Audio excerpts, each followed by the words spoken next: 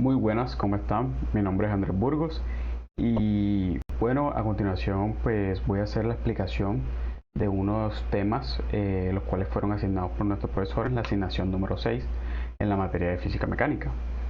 Pues mi nombre es Andrés Mauricio Burgos, soy estudiante de Ingeniería Industrial, estoy en tercer semestre en la Universidad del Norte. Bueno, comencemos con una de las primeras temáticas que vamos a tratar en este video.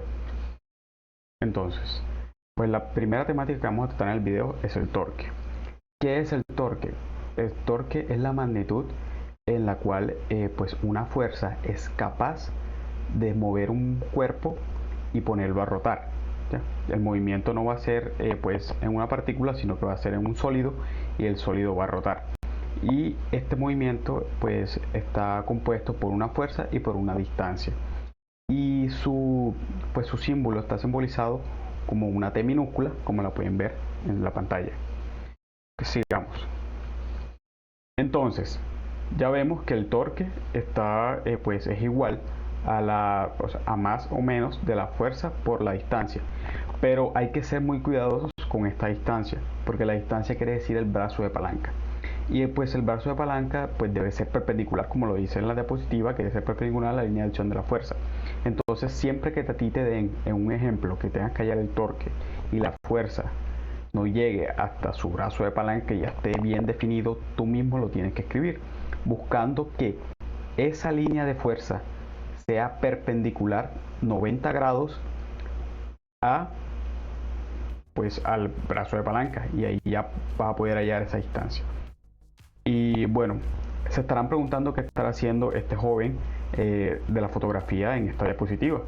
Pues bueno, él cumple un rol muy importante, pues él inventó una regla la cual ha revolucionado pues el modo de cómo ver este torque, cómo saber, hallar hallar las cifras adecuadas a que son correctas. Entonces, ¿qué quiero decir con esto? Bueno, pues él inventó lo que es llamado famosísimo la regla de la mano derecha, la cual pues consiste en que con el pulgar de nuestra mano poder hallar la dirección del vector. Ok, a dónde se está moviendo este torque, si es positivo o es negativo. Por eso mismo sale más o menos. Bueno, cuando el pulgar esté señalando para arriba, esto quiere decir que nuestro torque es positivo, o sea, es decir, que está tomando un sentido antihorario. Recuerden, cuando tenemos un sentido antihorario, el torque va a ser positivo. Cuando el sólido se está moviendo en un sentido antihorario, vamos a tener un torque positivo. De igual manera va a ser con un sentido horario. Cuando tenemos un sentido horario, entonces el torque va a ser negativo. Por eso, cuando el pulgar esté señalando hacia abajo de la hoja donde estemos queriendo hallar pues el vector al que se está moviendo nuestro torque, entonces si el pulgar apunta para abajo, entonces estamos teniendo un torque negativo, el cual quiere decir que tiene un sentido horario. Entonces, recuerden, cuando tenemos un sentido horario, cuando se mueve en un sentido horario, el torque va a ser negativo. Y cuando se mueve en un sentido antihorario, el torque va a ser positivo. Y recordemos que las unidades de torque están compuestas por newton por metro. Y bueno, tenemos torque o momento de fuerza. El torque o momento de fuerza lo podemos relacionar con la aceleración angular de un cuerpo rígido. Es decir, antes cuando estábamos con partículas teníamos el movimiento rectilíneo con aceleración lineal constante, el cual ya no vamos a utilizar en este momento, pues vamos a tomar como referencia sus ecuaciones, pero vamos a cambiar sus incógnitas. Ya no van a ser las mismas, sino que van a ser con un movimiento de un cuerpo rígido. Y en este movimiento también tenemos otra ecuación, la cual es una sumatoria de torque es igual a la inercia del cuerpo rígido multiplicado por la aceleración angular. Como ya saben que es un movimiento, un torque, es decir, un movimiento que está rotando, entonces ya no vamos a tener una aceleración lineal, sino que vamos a tener una aceleración angular. Y pues aquí tienen la demostración de cómo llegamos a esa ecuación, pues la cual va a servir demasiado pues para hallar la inercia, la aceleración, cualquier torque de un cuerpo que esté en movimiento con una aceleración constante. Y bueno, aquí estamos en esta diapositiva en la cual tenemos un ejemplo muy representativo del torque, el cual de una puerta, y se la voy a explicar. Entonces, cuando nosotros queremos abrir esta puerta en un radio grande, o sea, alejado del punto de giro que son las bisagras, entonces vamos a tener que aplicar una muy poca fuerza. O sea, a mayor radio la fuerza va a ser menor. ¿entiendes? Entonces, cuando, por ejemplo, vamos a abrir esta puerta a un radio pequeño, es decir, la vamos a abrir desde muy cerca de las bisagras, entonces la fuerza va a tener que ser mayor para poder abrir la puerta. Y bueno, ahora vamos a comenzar una nueva temática que se llama el momento de inercia. ¿Qué quiere decir el momento de inercia? Bueno, el momento de inercia significa o está dado por las masas que se rigen en un cuerpo rígido. ¿Ya? Entonces, bueno, un cuerpo rígido está hecho por unas masas y por unas distancias. Ok, está bien. Esa es la primera ecuación que tenemos, la cual podemos ver que es la primera, que dice que el momento de inercia es igual a sumatoria de masas por distancias al cuadrado. Entonces, justamente como lo dice esta ecuación, el momento de inercia se rige por unas masas y por unas distancias. Entonces, tenemos que las unidades de momento de inercia es igual al kilogramo por metro cuadrado. Entonces, sí hemos dicho que el momento de inercia se rige por las masas, está hecho por masas, pero es más importante más que todo cómo esto se distribuye en el cuerpo rígido. Esto es más que todo el momento de inercia, lo que quiere decir. Entonces, ya tenemos una segunda ecuación en la cual se involucran unas integrales. Esto quiere decir que no todos los cuerpos rígidos, o sea, los cuerpos rígidos no se distribuyen de unas masas puntuales. En sí, unas masas, 3 masas, 4 masas, no es así. Es una sumatoria de bastantes masas, las cuales se distribuyen, las cuales ahora vamos a juntar, las vamos a pegar en una integral. Todas esas masas, todas esas distancias se van a unir en una integral y va a ser esta la conclusión.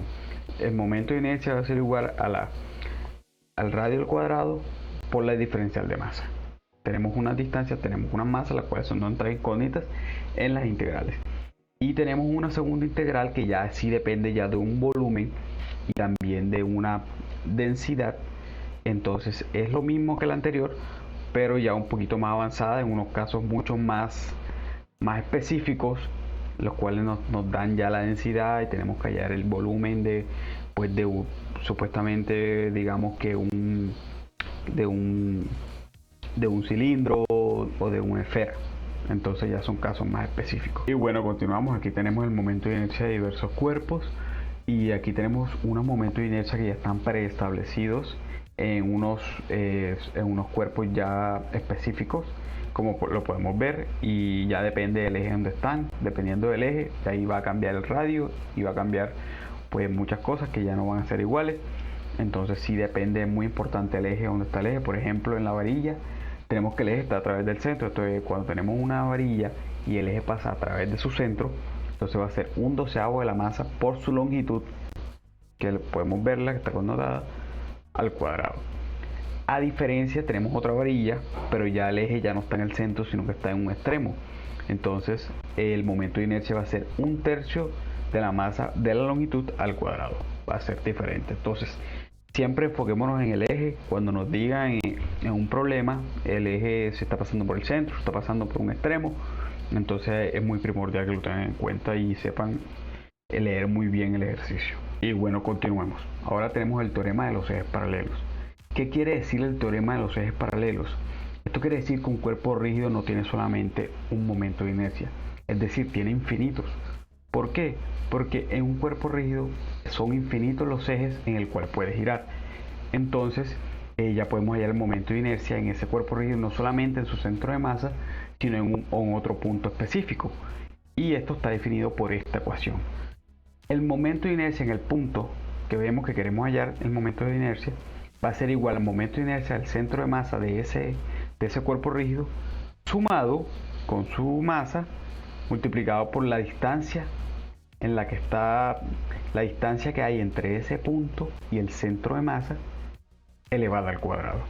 Y bueno, continuamos. Acá abajo tenemos un ejemplo, el cual se refiere a las dos placas rectangulares que estamos viendo. La única diferencia que tienen estas dos es que varía su eje. Ya no va solamente a girar en su eje a través del centro, sino que va a haber un eje a través de un extremo. Y esto es lo que quiere decir el teorema de los ejes paralelos, que no solamente se va a dar un momento de inercia en un solo punto, o sea, no solamente en su centro de masa, sino que también va a haber otros puntos en los que vamos a hallar momento de inercia. Entonces, ya esto está demostrado. Si tú pones el momento de inercia en el centro, lo pones acá en esta ecuación, entonces vas a hallar automáticamente, si lo sabes desarrollar bien, vas a hallar el momento de inercia en el punto que pasa por un extremo. Entonces ya eso es lo que es el teorema de los ejes paralelos, que no solamente va a haber un momento de inercia en el centro, sino que va a haber un momento de inercia infinito. Entonces tienes que, pues, que prestarle bastante atención a eso. Y bueno, ya tú teniendo el momento de inercia del centro de masa, puedes hallar el momento de inercia de un punto. Entonces eso es más que todo el teorema de los ejes paralelos, poder hallar un momento de inercia en un punto específico que no sea solamente el momento de inercia del centro de masa, porque un cuerpo rígido se rige por bastantes momentos de inercia. ¿Por qué? Porque tiene bastantes ejes en los que puede girar. Y bueno, ahora voy a explicar un video que el profesor nos puso en la asignación, el cual tiene mucho que ver con la conservación del momento angular, lo cual consiste en que un hombre lanza a un gato a cierta altura y el gato siempre va a caer en sus cuatro patas. Nunca va a caer acostado, nunca va a caer, no, siempre va a caer en sus cuatro patas. Y él en la conclusión de este video él llega de que el gato conserva su momento angular, lo cual es cierto. ¿Pero por qué? Bueno, él hizo una comparación de las partes traseras y las partes delanteras del gato al momento de la caída, y ahí está la clave. La clave está en que en la parte trasera él tiene un movimiento rotacional negativo y en las partes delanteras tiene un movimiento rotacional positivo, lo cual hace que se cancele y lo cual hace que eso sea una conservación, lo cual hace que eso se conserve ese movimiento y sea neutro, y al momento de su caída sea perfecta, que él caiga en sus cuatro patas. Además de que el gato tiene un momento, por ejemplo aquí en el punto 3, él tiene un momento, punto 3 y 4, aquí en esta imagen, él tiene un momento de amortiguación, lo cual lo hace caer bien, hace que caiga él absolutamente bien. Y en el punto 1 y 2 estamos viendo que él está rotando, ¿ya? Entonces ahí es cuando se presenta la conservación de su momento angular. Y bueno, aquí seguimos con el siguiente tema. El tema es el equilibrio. Y bueno, ¿qué tenemos en el equilibrio? Bueno, el equilibrio es más que todo un objeto, una cosa que no tiene ningún movimiento. Está en equilibrio, así como lo dice su palabra, no tiene ningún movimiento, ni que rotacional ni relacional. Entonces, ¿qué quiere decir esto? En este equilibrio tenemos unas condiciones. ¿Qué son esas condiciones? Bueno, tenemos la primera condición de equilibrio, que quiere decir que la sumatoria de sus fuerzas son iguales a cero. Él puede tener bastantes fuerzas, puede tener fuerza de un cable, puede tener fuerza de cualquier cosa. Al final, la sumatoria de esas fuerzas va a ser igual a cero. La sumatoria de sus fuerzas X va a ser igual a cero, la sumatoria de sus fuerzas Y va a ser igual a cero, y la sumatoria de sus fuerzas Z va a ser igual a cero. En cualquier dimensión va a ser igual a cero. Esa es la primera condición del equilibrio. Y ahora, en la segunda condición del equilibrio, que es más que todo rotacional, entonces también va a ser igual a cero. Sus torques van a ser igual a cero. Sí va a tener torques, pero al momento de la sumatoria de estos torques va a ser igual a cero. Es decir, está en equilibrio. Entonces tenemos un ejemplo aquí. Tenemos una bisagra, tenemos un cable y tenemos un cartel. Entonces vemos que el cartel del restaurante está en equilibrio. ¿Por qué? Porque si vemos que la bisagra sostiene una vara, pero esa vara está en equilibrio ¿con qué? Con el cable, está tensionado. Entonces esa bisagra no va a rotar. Obviamente esa bisagra tiene un torque, sí, pero no va a rotar porque está tensionado con el cable. Entonces ahí se ve la tensión, ¿ya? Entonces ya eso son casos específicos en los cuales siempre va a haber equilibrio y en los cuales sí se puede averiguar cuáles son sus torques, porque si hay torques, pero al final la sumatoria de estos va a ser igual a cero. Pero sí podemos hallar la sumatoria de los torques de los pesos, torque del cable, entonces sí se puede hallar. Y también se puede averiguar las fuerzas que están en este cuerpo, y también se puede solucionar. Se puede hacer de todo, sino que ya tú sabes que el cuerpo está en equilibrio y al final la sumatoria de las fuerzas, la sumatoria de las torques va a ser igual a cero. Entonces tú puedes experimentar con cualquier tipo de fuerza, hallar la tensión, puedes hallar la fuerza, puedes hallar el torque, puedes hallar los torques de cada uno, pero al final es igual a cero. Al final está en equilibrio, al final no se mueve nada. Como lo podemos ver, el cartel no se está moviendo ni para X, ni para Y, ni para ningún lado, ni tampoco está rotando. Entonces no hay ningún movimiento, solamente equilibrio. Y bueno, listo. Para terminar lo que es equilibrio, vamos a hallar qué es lo que es el centro de gravedad. El centro de gravedad es casi lo mismo que el centro de masa. La única diferencia es que además de tomar lo que es X, Y y Z, vamos a tomar, además de eso, vamos a tomar la R. ¿Qué es la R? Es el radio. Y el radio es la diferencia entre el punto que estás hallando en el sólido con el origen, es decir, el eje donde está rotando. Además de eso, el radio va a ser un vector. Entonces, ya tú vas a saber que además de tomar X, Y, Z, tienes que tomar el radio y este va a ser la sumatoria de la masa, pues el radio que es un vector sobre la sumatoria de las masas. Y bueno, para sustentar más que todo este centro de gravedad, para que lo entendamos, vamos a ver un ejemplo de la vida cotidiana que es el del auto. Entonces, tenemos que su centro de gravedad, entonces su centro de gravedad tiene un área de soporte, ya porque está inclinado. Entonces, mientras está inclinado, para que él no se salga, él no se vaya a voltear, él tiene un área de soporte.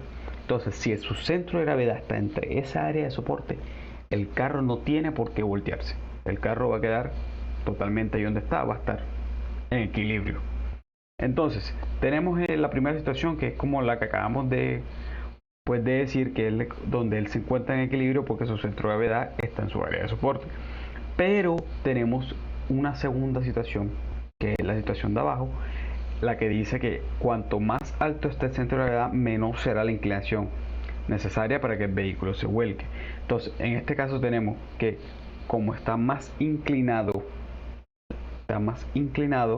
entonces su centro de gravedad va a ser un poco más a la izquierda, entonces su área de soporte va a estar igual, pero entonces su centro de gravedad ya no va a estar en su área de soporte.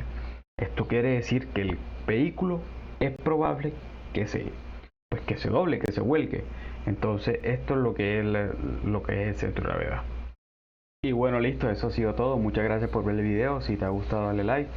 Y bueno, listo, eso ha sido todo. Nos vemos hasta la próxima.